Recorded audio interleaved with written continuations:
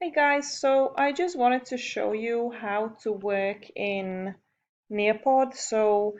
Um, you will have your instructions. Yeah, you can take a look at the picture that is attached, okay, if you want to see the details.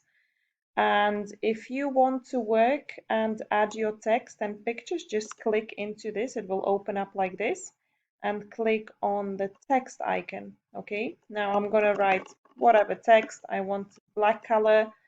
I can change the frame, okay, and I can also move it like this, okay. Right, if I want more text, I just click on this icon again. I can type more text, change the color, change the frame, and I will drag it here. Guys, if you want to add pictures, you need to click on the picture icon and browse my files. Let's say I want to add this one. So open, guys. Before doing this, no, also you can change the size of the picture. Whoops. Or maybe not. Yes, yes, we can. Okay, if you want to make it tiny, and you can also move it. It's not letting me move it. Okay, there we go. Just grab it and move it, okay? So once again, click on pictures, guys. You must have your picture saved already.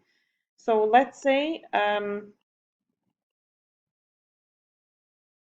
okay, let's say I wanted to post a picture, okay?